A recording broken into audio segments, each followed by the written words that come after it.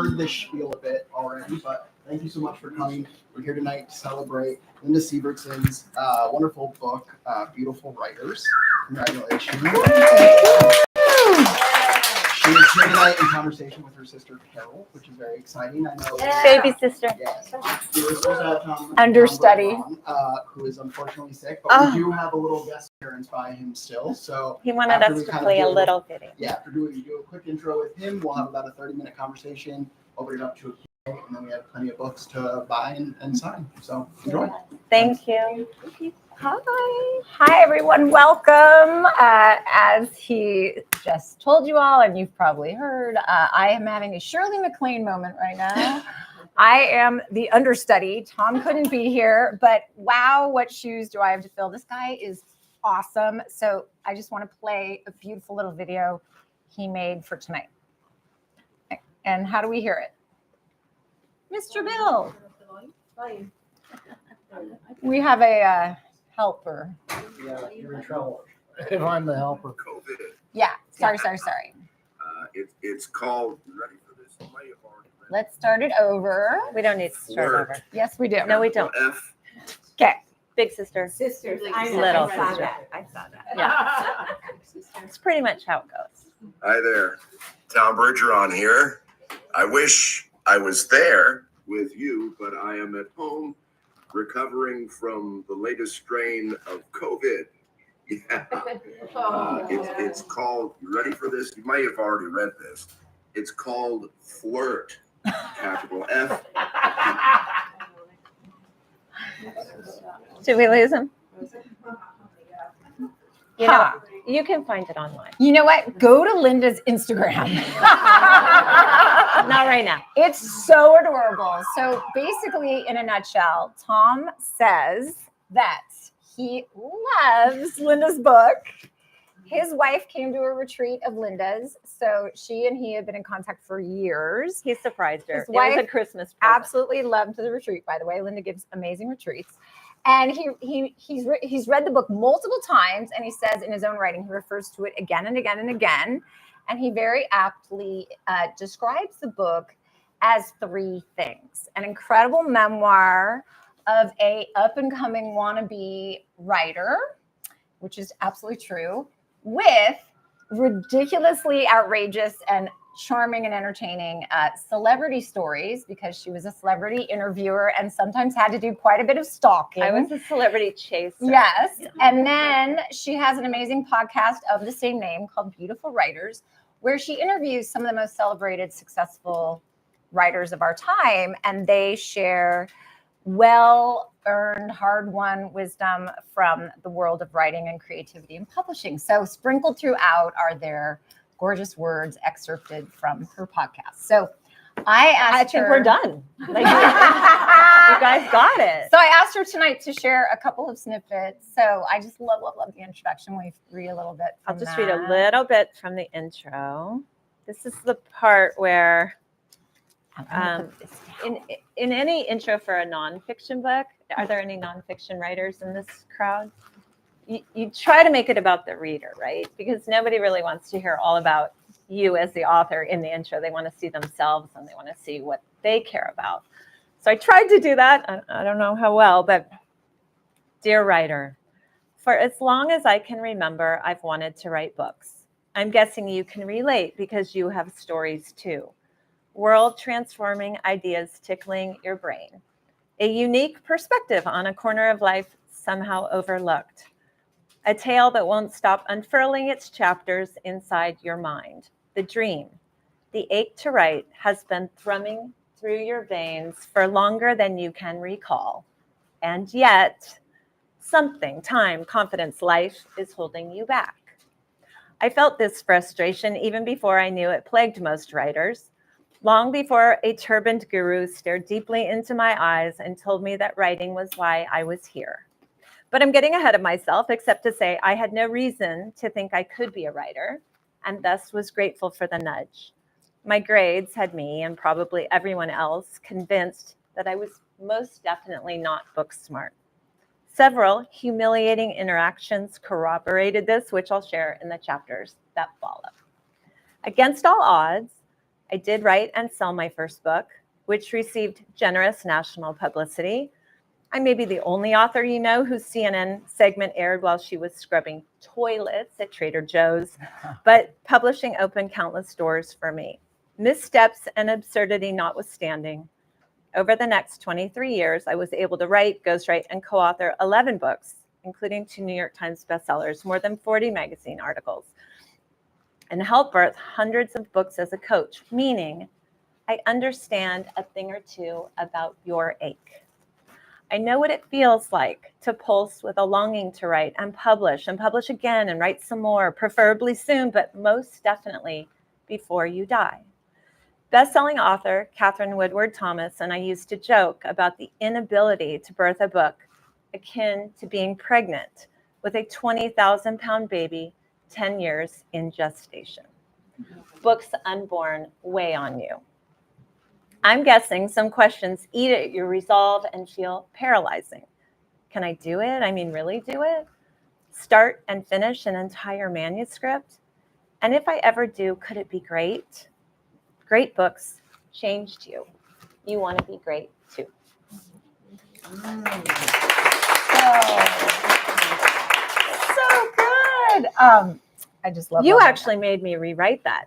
I remember I was in Carmel and I was working on the millionth iteration of this chapter.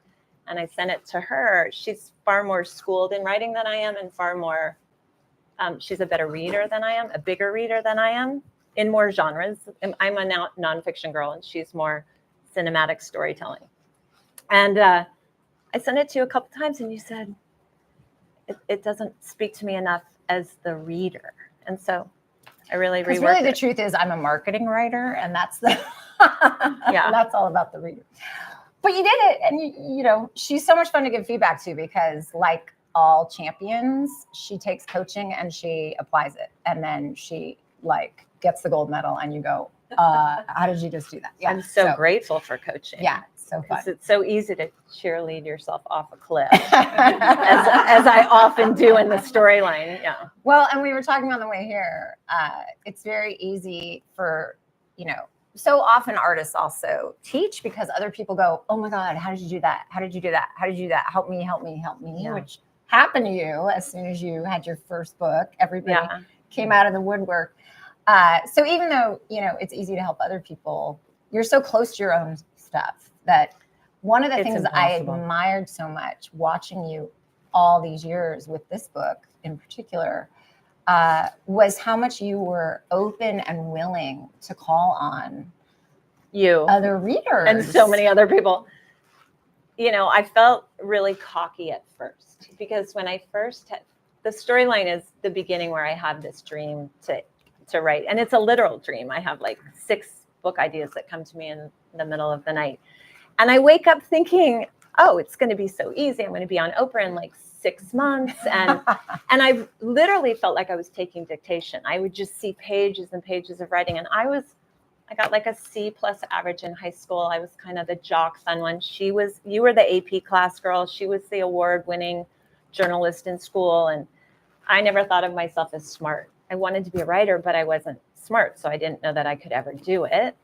And so when I had the dream, I was so excited. I was like, oh my God, I actually can do it. It's being delivered by God. Now it's destined. It's going to be super easy. I'm going to be on Oprah. I'm on a mission.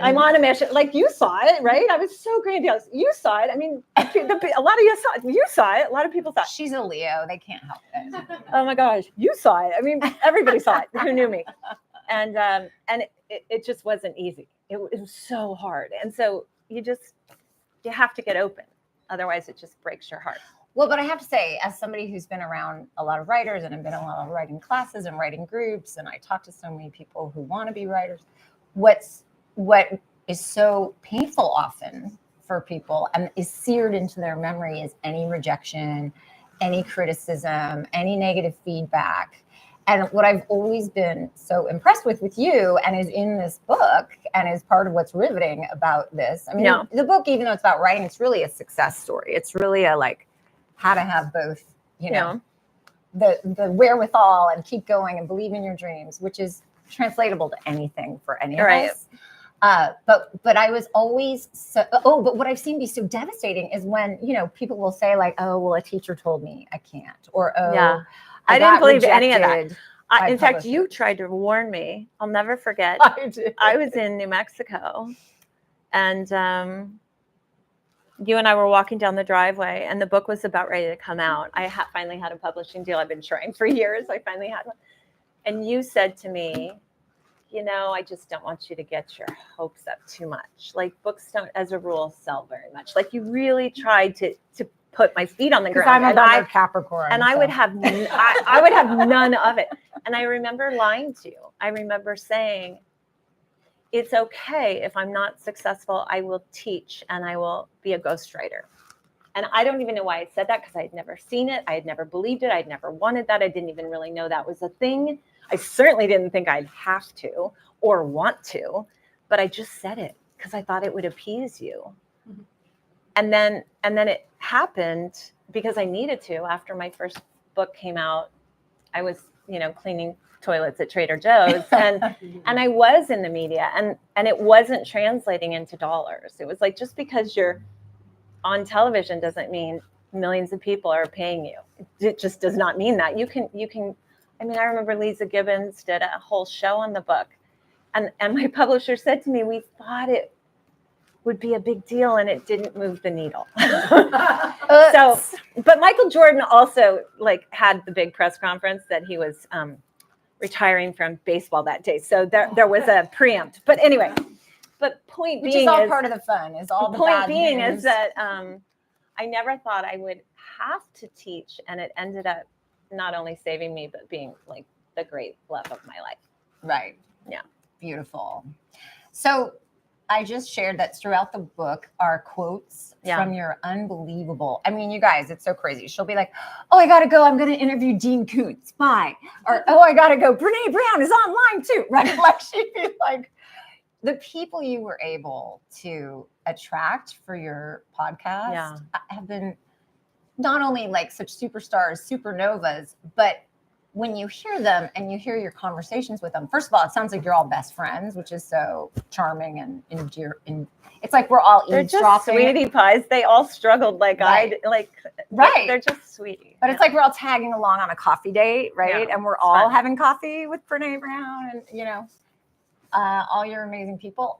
Well, what is so amazing though is when you hear them, you're like, "Oh, that's why they did what they did." Like, "Oh, that's why they are who they are," because their advice is so profound. Right. Their stories are so incredible, just like yours. So you have a couple of those to share. Some excerpts. Will you share those? Yeah, you asked me which ones were my favorite, and I love this one from Stephen Pressfield.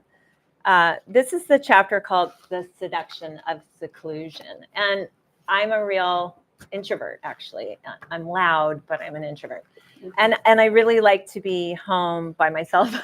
And so we moved to New Mexico to this little cabin in the woods. And this quote speaks to me. It's from Stephen Pressfield. And he says, "The artist's journey is a dangerous one. That's why we avoid it. Like the mystic and the renunciant, the artist does her work in an altered state of consciousness. She's seeking herself, her voice, her source, and she has to enter that dark forest alone. It's in the forest where the rules are different. The hatters are mad and the principles inverted. But not going in will make her totally crazy." It's hard. I mean, Hemingway blew his brains out, right? You can go in too deep. But the great thing about being a writer or an artist, as opposed to, say, a football player with bad knees who's out at 40, is that you can do it for your whole life. Even failure is just another step on the way to success. You can keep going, dust yourself off, and write another one.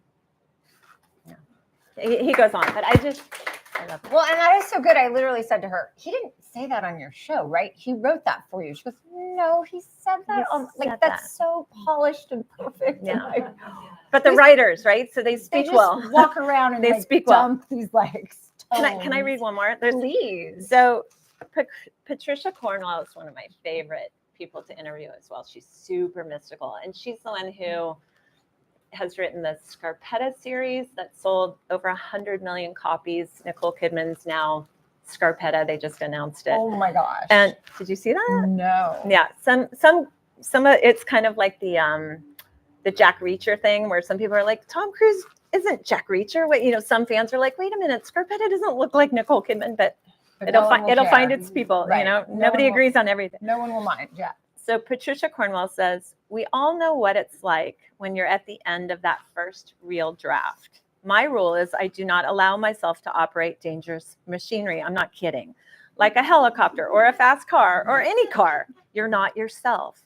I always say that you're kind of Alice going through the looking glass when you write a book or do any art. You're channeling something.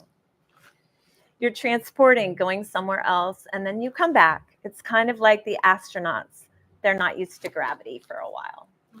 And what I love about that is I've been married for this time. So the first marriage was 19 years, and this marriage is now 3 years, but we've been together for 13 years. And my husband doesn't get it. Like, he doesn't go into an alternate world. He doesn't have a different consciousness. He's like super grounded and always the same guy. and so I'll be writing, I'll be dealing with clients. Maybe I'm talking to, one of you beautiful people, and I'm in your story. So it doesn't even have to be my own. It might be your story, but I'm in it, and it's taking over, right? My whole consciousness is in that place. And he'll walk in and ask me the simplest question. Did Nike get her meds? I don't know. and I clearly may have just given her the meds, and I will not remember. And I think it's hard to be with writers. I think we're insane. And I don't know, maybe that's how it is with all creative people, but we live in different worlds all at the same time, and you have to inhabit them, and it's just incredibly odd. Yeah. So Well, and I think that can also be that flow state thing where you're just so in the moment and you're so present that when someone interrupts that presence, hard. Yeah. you're like, wait, what? Does that even matter? All that matters is right this second. Yeah. So I'm actually scared to ever do it again. I've written a lot of books, and I thought book 2 was like going to be right on the heels of this one. It's half done. I love it. It's so funny. And I'm so scared to go back in, because it's like the rest of your life just goes. Well, this brings up another amazing point. Yeah. So I have to say, so as her sister, I was one of those people that when she first came to me with these giant expectations and visions, and like, I had a dream, it's totally happening, and I'm going to do 6 books. And I was like, and then she would read to me some of her first stuff, because she hadn't taken, like a single writing class, and because she hadn't paid much attention in English in any school. Because, part of her problem was she was like a man magnet and a boy, very successful with boys. I was the nerdy student because I was not as much. But anyway, and she played, world-class tennis barefoot on 120-degree courts. But other than that, she's my little sister. She's a fan. So when she first came to me, I was like, yeah, whatever. And then she proceeded to be unbelievably dedicated. Like you fell so in love. There was nothing that was going to stop you. No. I read writing books all night long. And it was so by weird candlelight. Yeah. to see you kick in. It was weird. She'd always been like the chill, like, I'm going to hang out and watch like The Love Boat. I had no plan. There was never a plan. She never had that much ambition. Like, really, you were very content. I remember you always being happy. Yeah. But always being content. You wanted to stay home. Like you said, you were an introvert. Yeah. And then all of a sudden, this like giant ambition comes out of nowhere. And then this gigantic work ethic. So that I found it's that exhausting remembering it. Why we're sitting here and why we're 12, 13, 17 books later and 2 New York Times bestsellers later. Like, can you help the rest of us get a little of that? Like, how did you conjure that up, or do you think you can even say? I think when the dream happened. So okay. So I had a need to be somebody, right? I had a grandiosity because again, a Leo. Because as a kid, but as a kid, I felt stupid, and I knew I wasn't stupid, and that made me really angry. And I remember, so for high school, for like what are those called? when they vote the people into whatever. Like end of the year superlatives or Yeah. whatever. You guys, I was voted biggest BSer. Okay. And OG best body, but other than that. Okay, but best body was great, but it didn't. It's like I don't do anything to get that. Like my parents did that. But it wasn't an accomplishment. Okay. It wasn't an accomplishment. You did and if run. anything, you did run track and little dolphin shorts. okay, but if anything, it was embarrassing with best body because I'd go into the quad and the guys would just look at my chest because I developed early and it was embarrassing. And I only wore those little things because I was so insecure about my frizzy you had to hair and wear my them for bad track. skin or whatever. And I was unconsciously just going, just look at my ass. I mean, I don't know. So, right? I mean, you were there. It was ridiculous. You are a liar. I remember that New Year's party where you got So drunk. anyway, coming back. Okay, so I actually had a lot to prove. I remember before graduation, my name was like for posterity for all time, posted in the quad as like the bottom third of our high school graduating class because they posted everybody's name and rank, and I was at the freaking bottom, y'all. Awful. And so when I had the dream, I had already quit college. I went to USC. I worked really hard to get into USC. For like a minute, I worked really hard. And that was back when you could get in with like a 2.8. But anyway, go on. I went to a junior college and I got a 4.0, but it was only a year and a half. I was super proud of myself. I was too. So I got to USC, super proud, loved it. And then I just couldn't continue because y'all, I couldn't wake up every morning on time. Like there was Captain Crunch at the sorority house. Like you saw, I was eating junk food all the time. I was exhausted. I couldn't do it. And when I found out that like, oh, my psych degree meant I would have to have 4 more years of schooling to make any more money. I only had 3 classes left. I was out. Lots of shame. So how did you find the grit to do these? Because when I had the dream, I was like, oh, now I can make right. I can pay my parents back for being a blowhard and bailing on college. I can make all the kids who laughed at me in high school and called me an airhead and just thought I was like a body. I could show them I had a brain. And you totally have. And I always tell my clients this, like, it's okay to use your grandiosity. It's okay to use your insecurity. It's okay to use your wounds to fuel your dream. Don't even question it. Like if you're trying to prove something, go for it. That will change as you have wins, as you have successes, as you see how your work affects people. It heals you and you will get to the deeper meaning.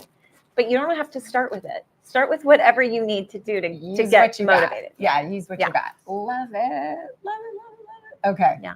Beautiful. Sorry, that was long-winded. No, it's okay. So you didn't just have grit. You also truthfully, okay, we're in Southern California. We're in LA.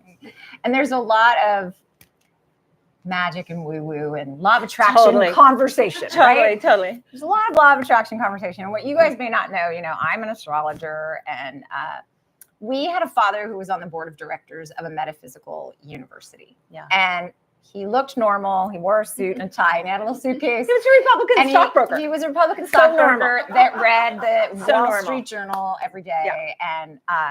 And we did sort of have a hippie childhood. So you are literally one of the most magical people I've ever met. Wow. When you say, I'm going to do something, like you showed all of us. And you are equal parts grit and grace. So will you talk about the magic and how the rest of us can have a little more?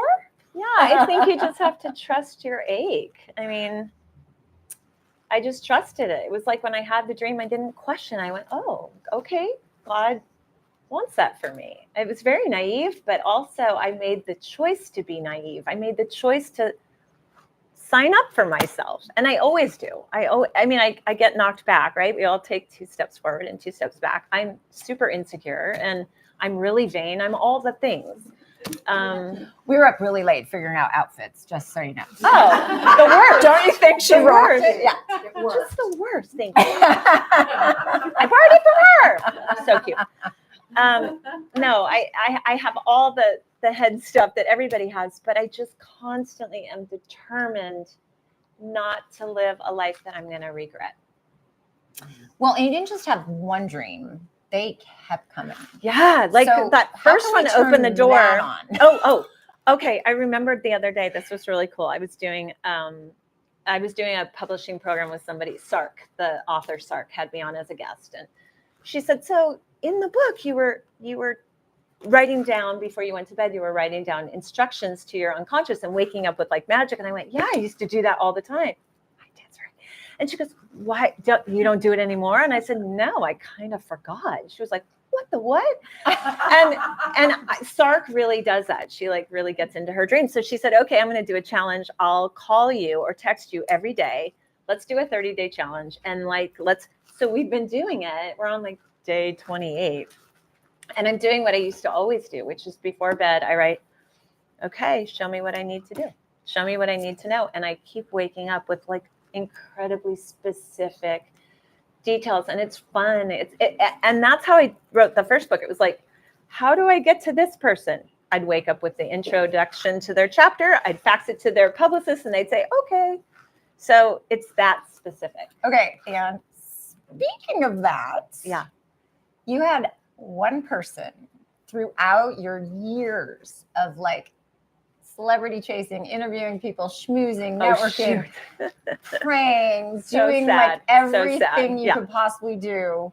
You had one person that was at the top of your list to interview. Oh, and OG, by the way, at this point, she'd had all these rejections from publishers saying, if you only had bigger names, if you only had bigger celebrities. Her first book was a celebrity interview book. And they kept saying, if you would have that, the writing's good enough and you're great. And We love you, but we would publish you, but sorry. And so they moved to the middle of nowhere. And now her chance of meeting this person have gone from like, probably not going to happen to hell no, couldn't possibly in a jillion years happen. Yeah. And lo and behold, he starts dating one of the other celebrities that she's interviewed. And that person comes to the middle of nowhere to work with a medicine man that was nearby. And they're going to come to her house for dinner. And OG, so days of freaking out and cooking and cleaning and getting the family ready and wearing the perfect outfit again. Such a nightmare. And tell them who it is and what happens. So it's Seal. So throughout the years that I'm writing the book, I know a couple things. I have to have more diversity in the book. So I'm like, I really want to interview a Black fabulous celebrity. Because like he was from England, right? Yeah. Well, yeah.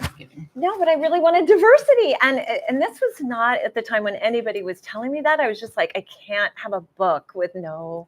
I did have Robert Townsend, but I just wanted another fabulous Black celebrity, and I just loved Seal's music. He was new, and like A Kiss from a Rose was like my favorite song, and I played him every morning as like my morning anthem. Crazy was really my anthem, because I knew I had to be a little crazy to make my dream happen. And I tried everything. I visualized. I wrote to everybody, including Trevor Horn, his producer. I just did everything. Suddenly, Tatiana Petitz, who in the book I disguised her name. She was a supermodel. She passed away 2 years ago. Tot starts dating Seal. And I'm like, I am not calling my girlfriend to ask her for a favor about her boyfriend. So I didn't do it. I did nothing. But I was agonizing because this was like years of dreaming about this guy. And now I'm so close, but I can't do it. Because I know business and friendship, One day I'm at the gas station in our little podunk town, and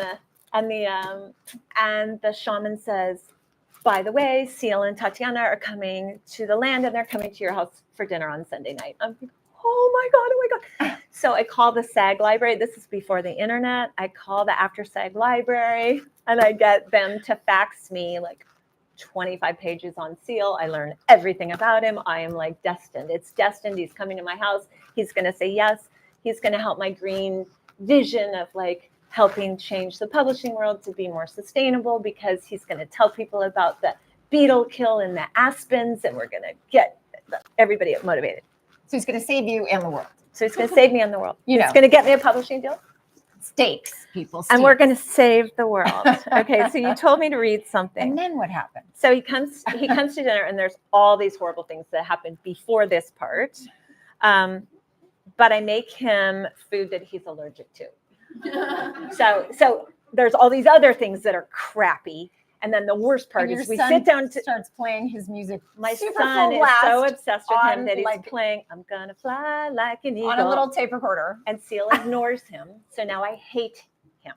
I hate my idol who is in my house in the middle of nowhere, and I don't even want to serve him dinner. But it turns out I've served everything that will make And him when she sick. says in the middle of nowhere, you guys, it's a dirt road for a good 15 minutes. So anyway. It's like going on safari.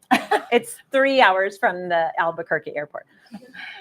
Linda, Seal said as he looked at me with genuine interest for the first time.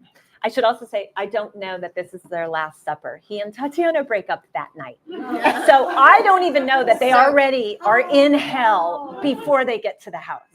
So it's why he's not talking to my kid. It's why he doesn't give two shits about me. He doesn't want to be there. They're breaking up. But I do not know that. He knows my name. Yes, I answered, heart thudding. Can you point me in the direction of your outhouse? Oh, sure, I stammered. I grabbed a flashlight that hung near the door and led him through the darkness like a seasoned tour guide as Jesse and Angela headed to the car.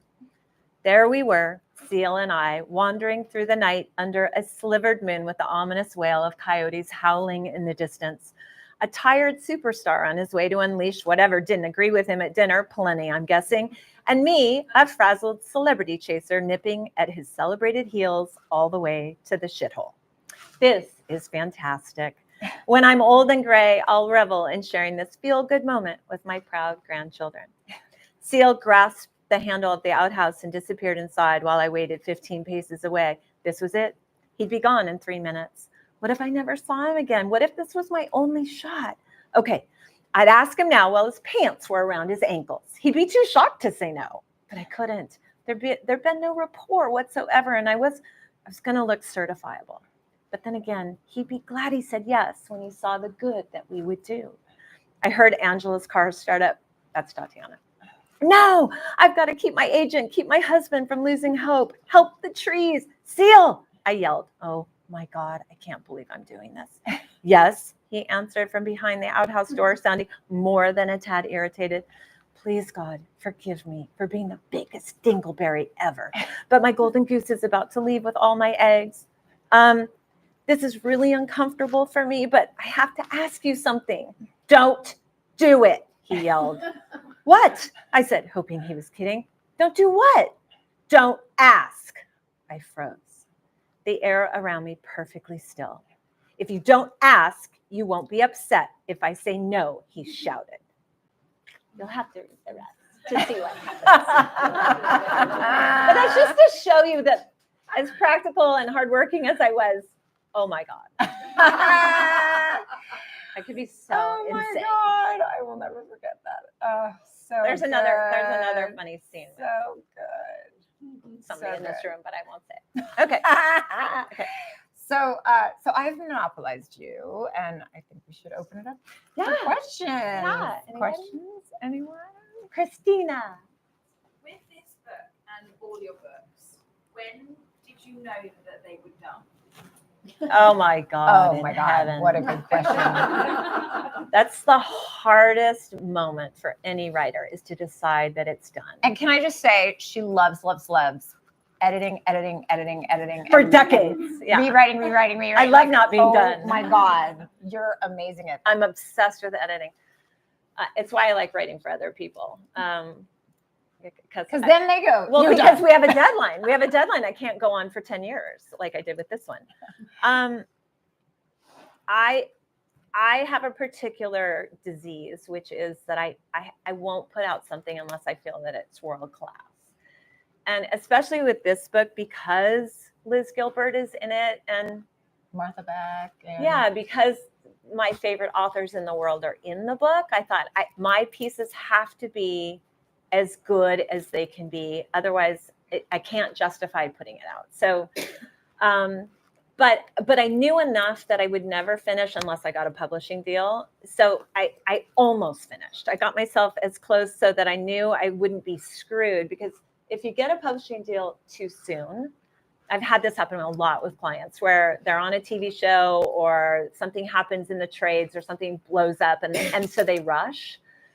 And then the book is not good. If a book's not good, it's not going to carry word of mouth. You might get on the list. You might be on there for like a week or 2 weeks, but nobody wants that. You don't want to pad the list by buying the books in pre-order stuff. You want to actually get there and stay there because the book is good. A book like this is a little different. It's a niche book. I always knew this is kind of a textbook. So, and my publisher actually didn't even print enough copies to make a list.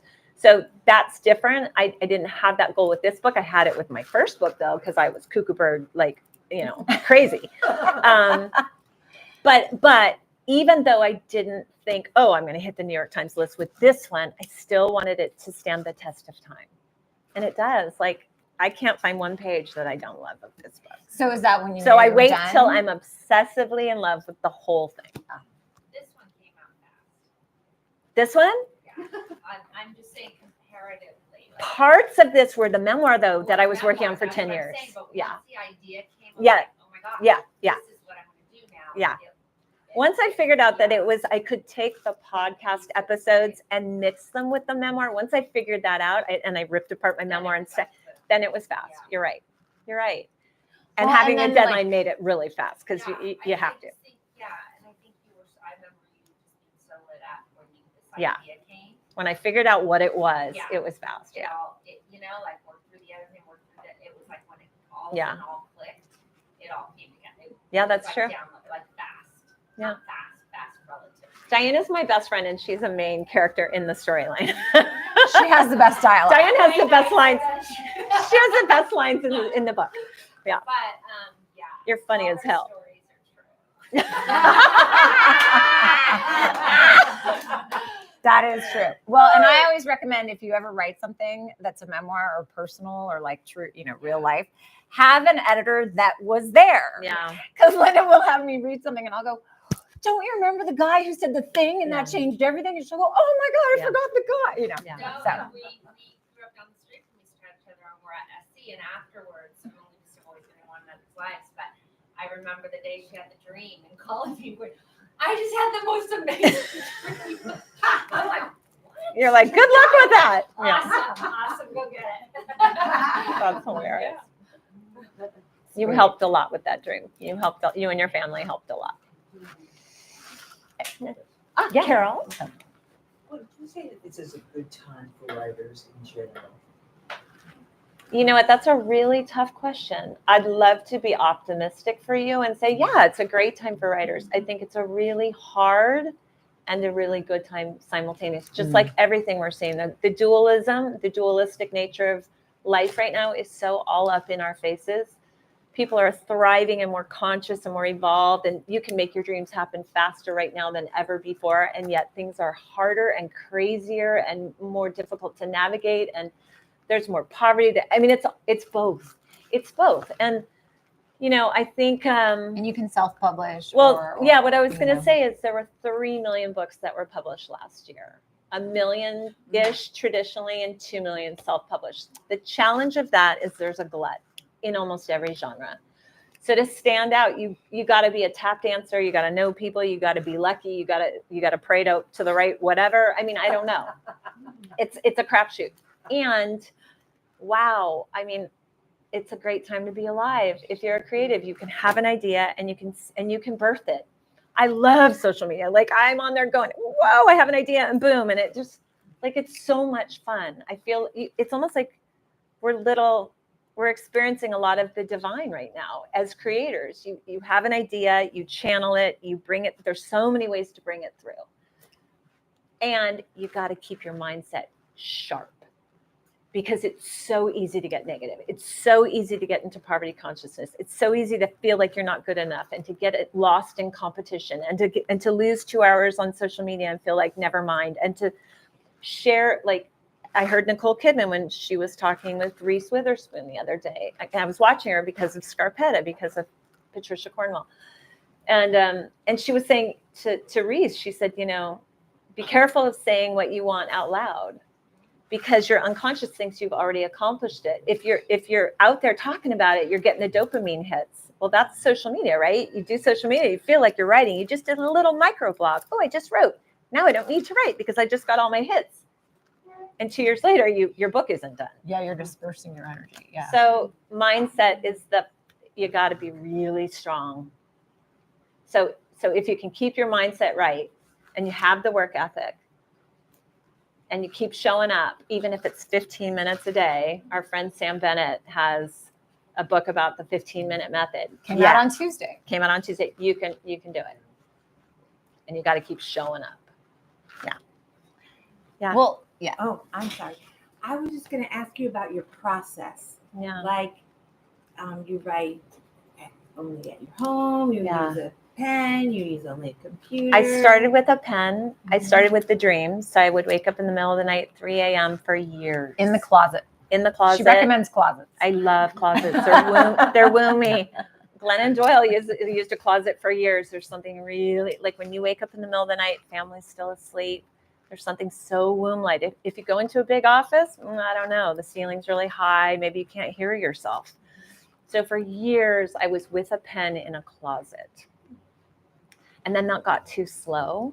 And I became a very quick typist. And I love that. To this day, I very rarely write with pen. I write with pen every day, but it's gratitude or it's quick journal stuff or to-do lists, but not writing. But do you set Yes. time? Yes. Yeah. You have a Before I check email. Usually right when I wake up, because that's when you're between worlds and that's when you can hear your unconscious or the muse or God or whatever that is that you're tapped into always. So if I have a deadline, everybody in my world knows. I'll even sleep in a separate room than my husband if I'm really on a deadline. Sorry, babe, love ya, gotta go. And that's where it's hard. It's hard being a writer and it's hard being married to a writer because that the creative fulfillment comes first. And you'll show up in their pages. So watch out. Oh my God. Tell really quickly the story of your ex-husband and his response to the manuscript. Which response? Well, he doesn't come off so well in some of it. And she was like, I should probably show him in case he wants to sue me. And you mean showing it to him? Oh, the far worse version. And he. Oh, yeah. It was a beautiful story. You would like this. I haven't told you this. So we were divorced. He had an affair. Many of them, I think. It was tense. Just tense a little. Married 19 years. And I was terrified because I'd written the memoir that much of this was taken from.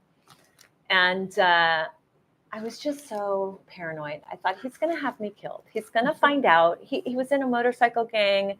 Harleys, skulls on the back of the leather jacket. His new girlfriend had mob ties. His new girlfriend was like, wow. No new girlfriend who he married was mob. Yeah. Broke horses for the mob. So it was a legit fear. And I couldn't stand it anymore. When he left, when he was having the affair, he wanted to be best friends. We were really compatible, honestly. It's just he had this sex thing with other people, but that's all. But we were friends. We were friends, and he loved me, and we always wanted to be friends. I just couldn't do it. And he was a super champion of your writing. Total champion of my writing. Yeah. So to be fair. So I hate giving him anything. So I thought he was going to kill me. But I thought, we share a child. I actually have to tell him. I've written an entire book about him. Have to tell him. So I call him up and I say, can we have lunch? He goes, yes, anywhere. Where? Anywhere. And he had since broken up with the woman he had married after me. And he was single. Actually, he was dating somebody new. And anywhere. And I said, meet me at Starbucks. And I printed the 350 pages. And I'm terrified. And I call my girlfriend and she says, write script the very best scenario you could ever have happen. And I was like, what do you mean? And she goes, you're at Starbucks. What's the best scenario? And I go, he loves it. He's so excited. I'm like, bullshit. Like that would never, ever happen. He can't wait to be in the movie. Like, so I meet him. We meet in the parking lot at Starbucks. He gets off the Harley. He's got the skull jacket. And I haven't seen him in like I don't know, a year, 2 years. And he's so happy to see. I go, hey, handsome. And he's like, well, I can't believe she's being nice to me. Gives me a huge bear hug. Don't cry, die. And oh, by the way, their lawyer had said their divorce was the worst divorce they'd ever seen. But anyway, that's true. And she worked for LA Law. She was a lawyer, a consultant for LA Law. And ours was the worst. Yeah. So she, They bounced back. You know, we bounced back. she's a gentleman. So I'm forgiving. So I say, hey, handsome. And he instantly lets his guard down because he knows I'm not mad. So if we sit down and I say, I've written our story. And he goes, oh my God, can I read it? You're the most amazing writer. And I said, I have it for you, and you are not going to like it. You are not a hero. And he goes, it doesn't matter. I was an asshole. Oh, wow. And I said, but don't worry. I've taken out the worst parts. And he goes, put them back in. I deserve it, and it'll be a better story. And he said, do you want me to call Tom Hardy's agent to play me? Because he's an actor. He's an actor. And I go, maybe not yet. maybe read it first. Let's just say grandiosity was kind of in the family. So anyway. We were broke dreamers for many years together. So God love him. He was still in it with me. So I hand him the manuscript and he takes it. And this is a man I was so afraid of before this moment. He takes it and it's raining. It never rains in LA, right? And he takes his big leather jacket and he unzips it and he takes my 350 pages that I have been so scared for years to show him. And he puts in his jacket and he zips it up over his heart. He gets on his Harley and he goes, I love you, and drives off. And I'm like, what just happened? And then every day for 7 days, he calls me weeping. This is the best book I've ever read. This is live stream. For all I know, he's hearing it. Hi, babe. And then he's like, I never knew your side until now. I never knew what it was like to be in your shoes. No offense, guys, but men. You only told him your side for 19 years. But anyway. He felt it. So then, okay, the last part is, he says, can I give it to my girlfriend? I said, are you out of your mother effing mind? She will leave you and she's a good person. No, you should. He goes, if she doesn't know the truth and if she doesn't get it, then she's not right for me. He shows it to her. She's riveted. She emails me, that's the best book I've ever read, and she breaks up with it. And he didn't care. He didn't care. Oh my God. Weirdest story, you guys. I think the moral of that story, there's a moral. Because so many people in my retreats are terrified of how their story is going to affect the people in their lives. Right. And I always say, don't decide how it's going to be received. Just write what you have to write. Get it out. Because I think stories that they haunt us, they can make us sick, right? Just write it. Write it all in its glory and gore and grandiosity, all of it. And then decide once you've written it, right? You don't publish when you're bleeding, but you write when you are. Bleed onto the paper and then get some distance from it. And you will know later on which parts stay, which parts go, but you will be healed. And maybe the people in your life will be healed too. And you can't guarantee it, but maybe. And maybe your readers will be healed. Maybe. Because they'll see themselves. Yeah. That's what you said at the top. Thank you, baby. Are we over time? No, we're good. We're good. I'm watching. Okay. We do have more time. Anyone else have a question? Not as much a question as Hi. I listened to your last podcast, Which one? The solo pod? the solo Where I was pod, like talking about my devastation of bad publishing stories. Yeah. which if y'all haven't listened to that, you should listen to it because you offer so many good, Thank you. helpful things, advice, and just learning lessons. I was scared to publish that show. I had never done a solo pod. I didn't even know what one was. Like I'm too busy to listen to other people's podcasts. But then I started noticing people were doing solo pods, and I The was thing that stuck with me the most was after you were told we only want the grammar edits, oh yeah, and you turned in 302. 402. 402. So yeah. When you have a not publishing grammar deal, edits. you have to. They give you like deadlines, and on the final edit, it had been through copy editing and been all the way to the end. And my editor sends it to me, and she says, "You have one more pass. Only grammar only." I said, "All right." And I'm a workhorse, so I stayed up all night. I wasn't going to make her wait, but I knew I'd have more than And grammar. wasn't it like Christmas or something? Yeah, it was. Yeah, I think she sent it to me on Eve. Christmas Eve. Yeah. No bigs. But I had 2 weeks. But in fairness to her, I knew that I was going to have more than grammar. Yeah. Just I know me. So I read it overnight, and I had 402 changes, and like 3 were grammar. and some of them, and this is, I don't know if I'm particularly bad at this or if this is like indicative to most writers, but I missed really obvious stuff. Like, what do I mean? I said that I did this for 6 years. It was 4 years, or things that made a difference to me in the storyline, mathematical things that would be obvious, things I had missed. Like you miss stuff. It's a 120,000 word book. It's big. You miss shit. Or like ableism was a thing. So, a couple of the celebrities snippets, they said, "Oh, I was so lame," or "I was so stupid." It's like, we don't really say that anymore. Like, So I sent the 402, and I wasn't scared, because what I've learned over these years is that by me being a perfectionist, I'm going to be kind about it. I'm not going to be an ass and demand that they let me make these changes, but I'm going to make my case for why it really should happen, because it only benefits them if the book is better, right? And my editor was amazing. She was like, "Thank you. Oh my God, this list is amazing." And they took 401 of the 402.